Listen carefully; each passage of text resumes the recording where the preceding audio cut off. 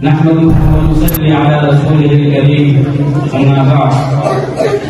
أعوذ بالله من الشيطان الرجيم بسم الله الرحمن الرحيم ولعلك باخع نفسك على آثارهم إن لم يؤمنوا بهذا الحديث أسفا وقال عليه الصلاة والسلام تخف في الله وما يخاف أحد ولقد أوذيت في سبيل الله وما يؤذى أحد أو كما قال عليه الصلاة والسلام. معزز سامعین حضرات اور صدر محترم، آج میں آپ لوگوں کے سامنے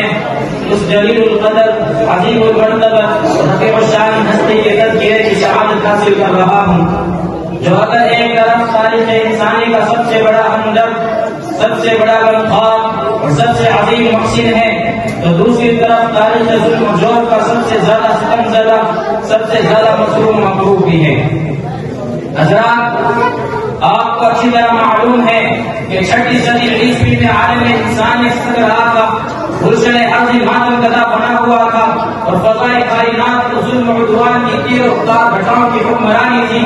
ہر سمت نفرت و عداوت کے شعلے بھڑک رہے تھے، کمزوروں پر ظلم و ستم کے پہاڑ توڑے جا رہے تھے، معصوم بچیوں کو زندہ درگور کیا جا رہا تھا، مظلوم عورتوں کو جانوروں سے بھی بدتر سمجھا جا رہا تھا، غزے کے انسان وحشی درندہ بن چکا تھا اور انسانیت تباہی و بربادی کے آخری نشان تک پہنچ چکی تھی کہ اچانک رحمت خدا ہوتی جوش میں آئی اور عرب کے تبتے ہوئے صحرا میں اس نبی امی کا ظہور ہوا تو سارے جہاں کا درد اپنے دل میں سمیٹے ہوئے تھا. تو کھنڈر چلے کسی پہ قدرتے ہیں ہم امیر ہادی کی مصداق تھا، تو مظلوموں کا مددگار، یتیموں کا والی، غلاموں کا مولا تھا.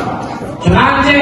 اس ذات مقدس نے تمام ظلم و ستم کے خلاف عدل بغاوت بلند کیا اور انسانوں کو صحیح راہ دکھانے کی کوشش کی، انہیں ضلالت کے اندھیروں سے نکال کر ہدایت کی روشنی میں لا کھڑا کیا، زنجیر غلامی میں جکڑے ہوئے انسان کو آزادی کی فضا بخشی، معصوم بلیوں کو مسکرانے کا حق عطا کیا، مظلوم عورتوں کو باعزت مقام دیا، بگڑے ہوئے معاشرے کی اصلاح کی اور غلطی ہوئی انسانیت کی مسکرائی کی.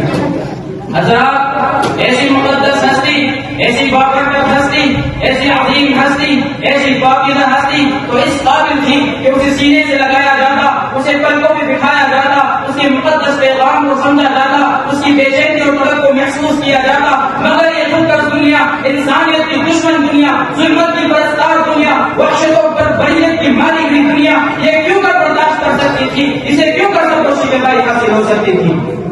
چنانچہ یہ طرف میری فام اس بات پر شہید و عادل ہے کہ جب وہ عالم کا مسیحا، انسانیت کا غمخوار، مظلوموں کا مددگار، یتیموں کا والی، بے سہاروں کا آسرا اس جہان رنگوں میں جلوہ گر ہوا، اسی دم ظلم و جور اور جبر و تشدد کی تیز و تیز ہوائیں چلنے لگی، ہر طرف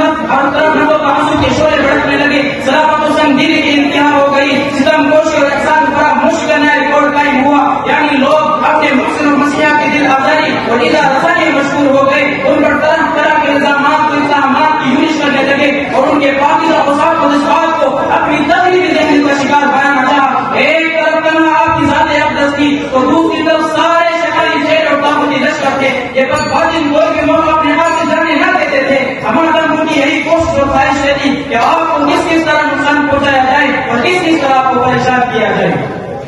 جس نے سلطان زمین کو عشق کا پرچم دیا، نفرتوں کے جشن میں پھر گلستان وہ کون تھا، جس نے گلیوں کو عطا کیا آب و تاب زندگی، بجلیوں کی زد پہ تھا جو باغباں وہ کون تھا، پتھروں کے زخم کھا کر بھی دعائیں جس نے دی، ایسا پھر شیر زبان وہ کون تھا.